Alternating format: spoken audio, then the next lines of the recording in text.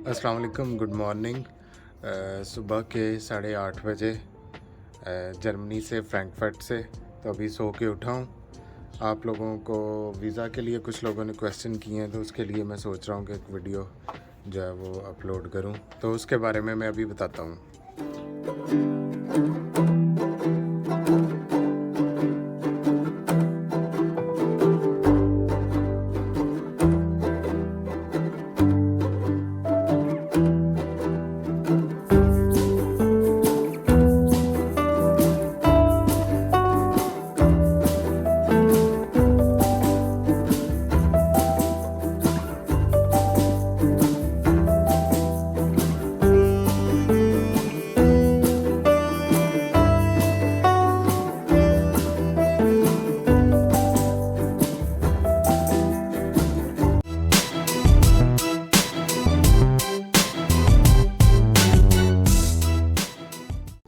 अस्सलाम वालेकुम, welcome back to a new video. आज की वीडियो में मैं आपको ऐसी बातें बताने वाला हूँ कि जिसके ज़रिए आपका स्टूडेंट वीज़े के सक्सेस के मोर देन 90% चांसेस हैं। किसी भी कंट्री के लिए है, पोलैंड के लिए है, जर्मनी के लिए है, या और कोई भी कंट्री जो जिसमें एम्बेसी में आपको जाना पड़ता है और आपका वीज़ा इंटरव्यू होता है। तो ऐसे पॉइंट्स क्योंकि बहुत सारे स्टूडेंट्स ऐसे क्वेश्चंस करते हैं, तो उसके हवाले से मैं आज सोचा कि मैं आज आपको रिस्पॉन्स करूँ।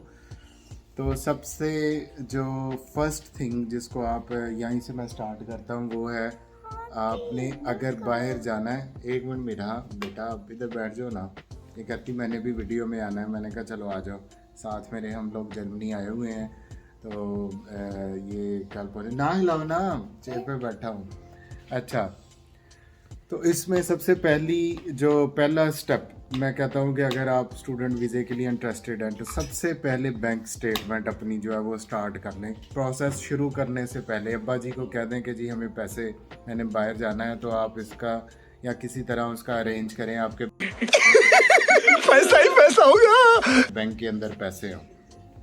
ठीक है, स्टेप 1 पे पैसे जब आप कर लें, राउंड अबाउट 7 से 8,000 जो है वो यूएस डॉलर, तकरीबन 14 से 15 लाख रुपया, ये हर एक की जो है वो रिक्वायरमेंट है हर कंट्री की। ये इसलिए इन्होंने 14 से 15 लाख रखी है कि एक आपकी फ़ीस है 6 से 7 लाख, बाकी उन्होंने आपका एस्टिमेटेड एवरेज जो खर्चा है जो स्टूडेंट ने बाहर जाके करना है उसको वो मैनेज करते हैं।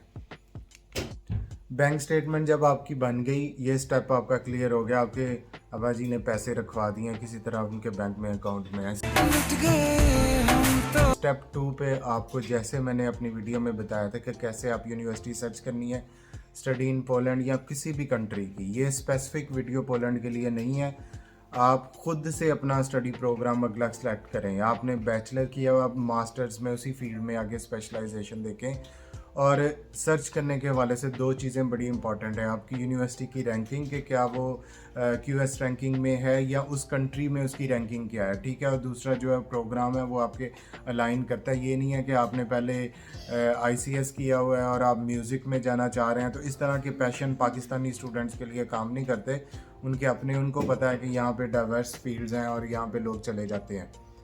तो दूसरी सर्च आपने खुद करनी है, और आप एक अपनी एक्सेल की फ़ाइल बना लें जिसमें आप ये साथ में डेट्स लिखते जाएं कि इस डेट को हमने जो है वो स्टेटमेंट रेडी कर ली थी, ये सेकंड डेट को मैंने सर्च की है कि ये यूनिवर्सिटी थी, ये प्रोग्राम था, और ये यहाँ पे स्टार्ट लाइन है इसकी एडमिशन की, ये डेड की। तो उसको आप जो है वो राइट डाउन कर लें। ये आपने खुद सर्च करनी है। ठीक है, स्टेप नंबर 3 पे आपने क्या करना है कि आपने यूनिवर्सिटी को जो अप्लाई करना है, एडमिशन लेना है, उसके बारे में सारी डिटेल्स आपने पहले प्रोसीजर पढ़ना है कि आप एलिजिबल हैं, आपको कोई उसमें डेफिशिएंसी तो नहीं है उसकी रिक्वायरमेंट की, कोई आपकी जो है वो ट्रांसक्रिप्ट सारे वेरीफाइड हैं, मोफा से वेरीफाइड हैं, पाकिस्तान ये एचईसी से वेरीफाइड है। और ये सारी चीज़ें आपने क्लियर करने के बाद आपने ख़ुद से अपना एडमिशन, अपने ईमेल आईडी जो आपका ऑफिशियल है वो यूज़ करना है, जिसमें आपका नाम साथ में हो। फॉर एग्जांपल मेरा है आमिर हमीद 73 जो है, फॉर एग्जांपल इसको मैं यूज़ करता हूँ अपने जो भी ऐसे करस्पॉन्डेंस है।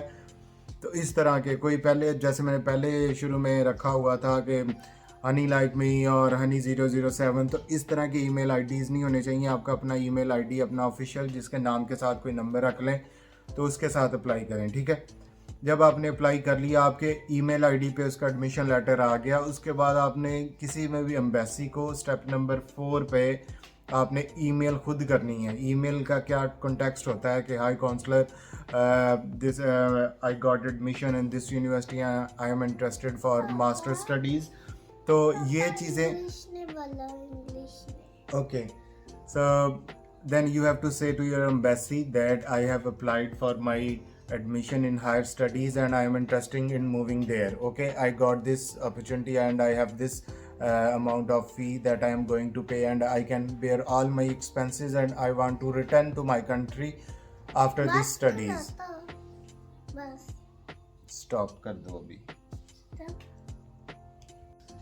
तो जब आप एम्बेसी में पहुंच गए, आपने एम्बेसी पाकिस्तान में किसी भी हिस्से से आ रहे हैं, जैसे हम इस्लामाबाद जाते हैं, हम एम्बेसी में अपना टाइम कम से कम 3 से 4 घंटे का मार्जिन रख के अगर फैसलाबाद से जा रहे हैं तो उसको चलें। और एम्बेसी में पहुंचने के बाद जब आपको अपॉइंटमेंट के लिए वो बुलाते हैं अंदर, ठीक है, आपके पास आपके डॉक्यूमेंट्स ओरिजिनल होने चाहिए और ये तो आपके पास उस फॉर्म का प्रिंट भी होना चाहिए कि इस फॉर्म को मैं डेट को अप्लाई किया था, ये इस डेट को मैंने जो है वो मेरा एडमिशन लेटर आया, ये यूनिवर्सिटी मैंने खुद सेलेक्ट की थी।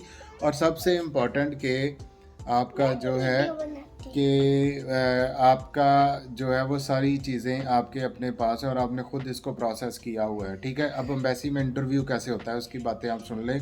ये इस पर मैं पूरी एक स्पेसिफिक वीडियो अलग से बनाऊंगा, लेकिन जो चीज़ें बेसिक्स वो पूछते हैं और जाते ही जो आपको पता होनी चाहिए। फर्स्ट पे आप जो उस कंट्री में जा रहे हैं उस कंट्री का फ्लैग क्या है, उस कंट्री का कैपिटल कौन सा है, उस कंट्री की टोटल पॉपुलेशन कितनी है, कितनी स्टडी यूनिवर्सिटीज़ हैं, आपने ये यूनिवर्सिटी क्यों सिलेक्ट की, आप इस प्रोग्राम में क्यों इंटरेस्टेड हैं, पाकिस्तान में एडमिशन क्यों नहीं लिया और बाहर जाके पढ़ने का क्या मकसद है, और क्या आप वापस आएंगे पाकिस्तान, क्या आपने सारा प्रोसेस खुद किया है, आपके पेरेंट्स इस अखराजात को बर्दाश्त कर सकते हैं। तो ये सारी चीज़ें आपने जो है वो खुद प्रिपेयर करनी है, ठीक है। और इसी तरह के क्वेश्चन जनरली होते हैं। आपने ये मोटिवेशन क्या है आपकी, आपको प्रोग्राम के बारे में क्वेश्चन हो सकते हैं। बायोटेक्नोलॉजी का क्या स्कोप है पाकिस्तान में, कौन सी फील्ड है बायोटेक्नोलॉजी में जो इमर्जिंग है आजकल, जिसकी रिक्वायरमेंट है, जैसे क्लाइमेट चेंज है, या इसके अलावा जो है वो आपका स्पेसिफिक, जैसे ये पाकिस्तान में बहुत ज़्यादा रेंज हुई हैं तो इसके लिए क्या आपकी साइंस इसमें कोई हेल्प आउट कर सकती है। तो इस तरह के जनरल जो आईक्यू के क्वेश्चंस हैं यही एम्बेसी पूछती है, ठीक है। वहाँ पे आके अगर जब आपने ये सारे प्रोसेस खुद किए होते हैं तो फिर आपको कोई एम्बेसी आपके वीज़े को नहीं रोकती। दे नो कि ये जो स्टूडेंट है ये खुद कॉम्पिटेंट है और इसने खुद इसमें आगे परस्यू करना चाहता है। अगर जब आपकी यूनिवर्सिटी अच्छी होगी, आपका ऑफर लेटर अच्छा होगा, आपकी यूनिवर्सिटी रैंकिंग में होगी, तो ये सारी चीज़ें पीछे वो जो मैंने पहले एक वीडियो में बताया था कि ऐसी यूनिवर्सिटीज़ जो हर गली या नुक्कड़ में खुली हुई हैं तो वो उनके वीज़े में प्रॉब्लम बनती है, क्योंकि उनको पता है कि यहाँ पे स्टूडेंट जो है वो स्टडी पर्पज़ के लिए नहीं जा रहा, उसने डंकी मारनी है, उसने वहाँ से गायब होना है। तो स्टेप 6 पे जब आप ये सारी चीज़ें इंटरव्यूज़ आपका हो जाए, आपके डॉक्यूमेंट्स को मिसिंग है तो उसको वहीं से वो एम्बेसी आपको दे देगी और आपने उसको अपने ईमेल से रिप्लाई करना है या उनको कोरियर करना है, तो आपको बड़ी ईजिली जो है वो उसके बाद आपका वीज़ा स्टैम्प हो जाता है, ठीक है। वीज़ा स्टैम्प हो गया, आपकी सारी रिक्वायरमेंट पूरी हो गई। आपने फिर इसके बाद स्टेप 7 है कि आपकी अपनी तैयारी बाहर पहुंचने के लिए, उसमें आपका मेडिकल सर्टिफिकेट होना चाहिए, उसमें आपका पुलिस करैक्टर सर्टिफिकेट होना चाहिए, उसमें आपका कोविड का वैक्सीनेशन कार्ड होना चाहिए और उसमें आपके जो है अम्मी अब्बू की दवाएं बहुत सारी साथ होनी चाहिए कि आप खैरियत से वहाँ पे पहुँच जाए। अगर फिर भी कोई इसमें कोई गाइडलाइन चाहिए कि सर हमें, तो अब मैं तो कोशिश करता हूँ कि सभी कमेंट्स को आपको जो है वो रिप्लाई बैक कर दूँ, लेकिन फिर भी अगर कुछ रह जाए या आपको समझ ना लगे तो आप वीडियो में कमेंट करें। मैं कोशिश करता हूँ कि हर टॉपिक पे आपको एक वीडियो बता दूँ। अब ये जो बातें कर रहा हूँ इनको अगर आप साथ में लिख लें या नोट कर लें तो डेफिनेटली आपका वीज़े की जो है वो मोर देन 90% सक्सेस रेट है। और मैं अल्हम्दुलिल्लाह जो 4 से 5 वीज़े डिफरेंट कंट्रीज़ के अप्लाई किए हैं तो सभी में जो फर्स्ट पे ही आपने जो सारा जो है वो चेकलिस्ट पूरी कर दी है तो अल्लाह ताला के करम से सभी में जो है वो सक्सेस रेट है। अपनी फैमिली के भी वीज़े अप्लाई किए हैं तो इसमें ऐसा कोई इशू नहीं होता, ये कोई इतनी बड़ी साइंस नहीं है, ठीक है। ओके, अल्लाह हाफिज़। ओके, तो उसके बाद जब हम जाते हैं कि एम्बेसी में आपको जो इंटरव्यू कॉल है ये हर अच्छा एक चीज़ और मैं इसमें बताना भूल गया कि आपका 3 से 4 माह का गैप होना चाहिए आपके क्लासेस स्टार्ट होने में। आप जैसे जैसे आपको ये लेटर एडमिशन लेटर भेजे उसके साथ ही आप जो है वो एम्बेसी को ईमेल कर दें, या इवन अप्लाई करने के बाद भी जब आपको टेंटेटिव यूनिवर्सिटी की तरफ से रिप्लाई आ जाए कि आपकी सारी डॉक्यूमेंट्स हो गए हैं, हम आपको एडमिशन लेटर भेज देंगे, उस टाइम पे भी आप एम्बेसी को अप्लाई कर दें अपॉइंटमेंट के लिए। तो एम्बेसीज जो यूजली जो है वो 1 से 2 माह ले लेती हैं आपकी अपॉइंटमेंट और वीज़ा इंटरव्यू के टाइम के मुताबिक। जैसे पोलैंड की एम्बेसी में पहले हम अपॉइंटमेंट अप्लाई करते हैं, तो वही जो अपॉइंटमेंट जब आपने एम्बेसी में जाना होता है तो वो आपका वीज़ा होता है, ठीक है।